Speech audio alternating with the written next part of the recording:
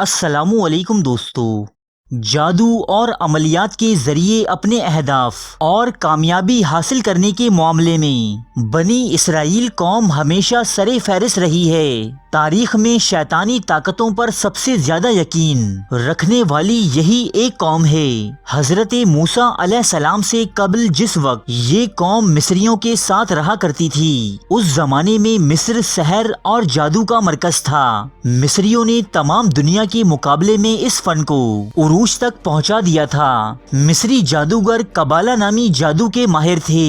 یہ جادو کی سب سے خوفناک قسم ہے، جس میں اس جادو کے ماہرین براہ راست شیطان سے رابطے میں رہتے ہیں۔ شیطان ان کو کامیابی کے نئے سے نئے گر سکھاتا ہے، ایسی چیزوں کے بارے میں بتاتا ہے جن کے بارے میں عام انسان نہیں جانتے، اور وہ ان سے کام لے کر انتہائی حیران کن ایجادات کرتے ہیں اور ان سے فائدہ اٹھاتے ہیں۔ فلسطین میں واپس آنے کے بعد بنی اسرائیل جہاں دوسری بہت سی نافرمانیوں اور گناہوں میں غرق ہو گئے، وہیں ان میں سے بعض افراد جادو اور شیطانی عملیات میں بھی مصری جادوگروں کی طرح مشغول رہے۔ ان لوگوں نے اس علم کو مصریوں سے بھی زیادہ ترقی دے دی تھی، اور آج بھی یہودیوں کی قبالہ سے محبت کا یہ عالم ہے کہ انہوں نے اسے باقاعدہ ایک فلسفے اور مکتبہ فکر کا درجہ دے دیا ہے۔ دور حاضر میں قبالہ جادو کی بڑی بڑی تقریبات منعقد ہوتی ہیں، جن میں شوبز اور دنیا کی مشہور ترین شخصیات تک شرکت کرتی ہیں۔ بہرحال ہمارا آج کا موضوع گفتگو قبالہ جادو یا اسے کرنے والے لوگ نہیں، بلکہ اس کے زیر اثر تیار ہونے والی ایک عجوبہ روزگار شے ہے، جسے کسی نے دیکھا تو نہیں، البتہ دنیا کے کئی حصوں میں اس کی کہانیاں بہت زیادہ مشہور ہیں۔ یہ چیز یا وجود گولیم کہلاتا ہے۔ یہودیوں میں گولیم کی اصطلاح مٹی اور پانی سے بنے ایک ایسے مانسٹر سے لی جاتی ہے جو قبالہ جادو کے ذریعے بنایا جا سکتا ہے، اور پھر اس سے مختلف کام لیے جاتے ہیں، جیسے یہودی کمیونٹی کی حفاظت، دشمنوں پر حملے، یا پھر اسے دیگر کئی اور مقاصد کے لیے استعمال کیا جاتا ہے۔ ویسے تو یہودیوں کی ہزاروں سال پرانی تاریخ گولیمز کے تذکروں سے بھری پڑی ہے، لیکن ان سب میں زیادہ شہرت شہر پراگ کے گولیم کو حاصل ہے۔ یہ ذکر ہے 17ویں صدی عیسوی کے یورپ کا، کہ جب یہودی اس علاقے میں سخت ترین مصائب کا شکار تھے۔ یورپ کے وسط میں لڑی جانے والی 30 سالہ مذہبی جنگ، مختلف بغاوتیں اور مہلک وبائیں ان کے در پہ تھیں۔ اس کے علاوہ اس دور میں یہودیوں پر بلڈ لائبل نامی یہ الزام عائد کر کے کہ وہ اپنی مذہبی رسومات کے دوران کرسچنز کے بچے قتل کرتے ہیں، ان کا بڑے پیمانے پر قتل عام کیا گیا۔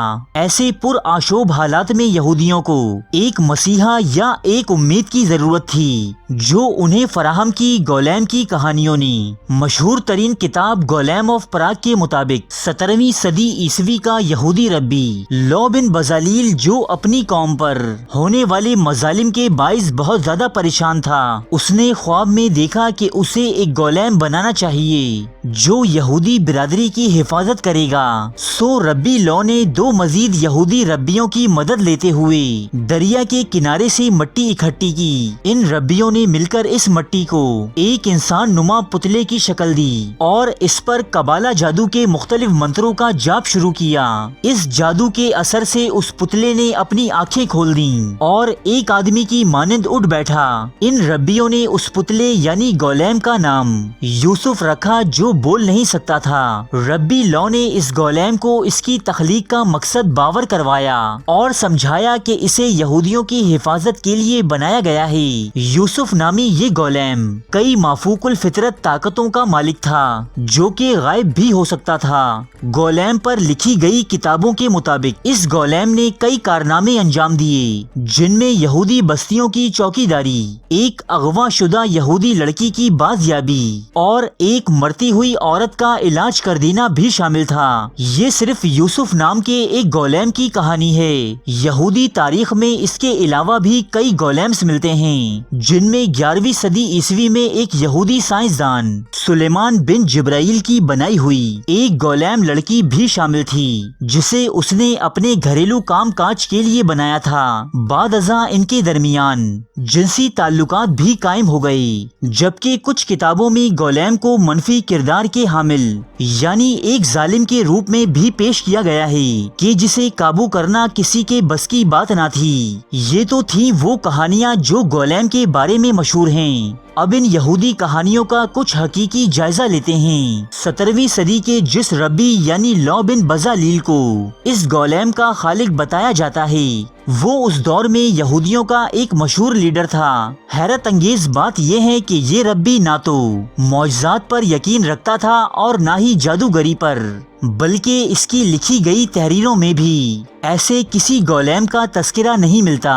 لیکن 1909 عیسوی میں ربی لا کے داماد سے منسوب ایک کتابی نسخہ برآمد ہوا جس کے بارے میں اس سے پہلے کسی کو کوئی خبر تک نہ تھی، اور دیکھتے ہی دیکھتے یہ جعلی نسخہ یہودیوں میں ایسا مقبول ہوا کہ گولیم کو ایک سپر ہیرو کی حیثیت حاصل ہو گئی۔ دنیا میں جہاں کہیں بھی یہودیوں پر مظالم ہوتے تو یہ لوگ ماورائی طاقتوں کے مالک ایک گولیم کے منتظر پائے جاتے۔ گولیم نامی اس فکشنل کردار پر اب تک لا تعداد کامک بکس اور ہالی ووڈ موویز بن چکی ہیں، جس کے بارے میں دنیا کی اکثریت یہ تسلیم کرتی ہے کہ یہ سپرمین اور بیٹ مین ہی کی طرح ایک افسانوی کردار ہے۔ اس کے برعکس یہودیوں کے ایک مکتبہ فکر کا ماننا ہے کہ گولیم ایک حقیقی شے ہے جسے ماضی میں کئی دفعہ بنایا گیا ہے، اور کبالہ نامی جادو کے ذریعے اسے دوبارہ بھی بنایا جا سکتا ہے۔ اس پر وہ سامری جادوگر کے بنائے بچھڑے کی مثال بھی دیتے ہیں۔ گولیم نام کی اس مخلوق کی حقیقت کیا ہے، اور کیا کبالہ جادو واقعی اتنا طاقتور ہے کہ وہ کسی مٹی کے پتلے کو جیتے جاگتے وجود میں تبدیل کر سکتا تھا؟ یہ بات تو صرف اللہ تعالیٰ ہی بہتر جانتا ہے۔ ارے فرینڈز، ایک منٹ، آپ ایسے ہی جا رہے ہیں؟ اتنی محنت سے ویڈیو بنائی ہے، ایک لائک تو بنتا ہے نا؟ اور دوسرا یہ کہ آپ ہمیں اتنی بڑی دنیا میں دوبارہ کیسے ڈھونڈیں گے؟ تو اس کا حل یہ ہے کہ آپ ہمارے چینل کو سبسکرائب کر لیجئے اور اس بیل کے آئیکن کو کلک کر دیجئے۔ اس طرح ہمارے آنے والی تمام ویڈیوز آپ تک پہنچتی رہیں گی۔ ارے ڈریے مت، یہ بالکل فری ہے۔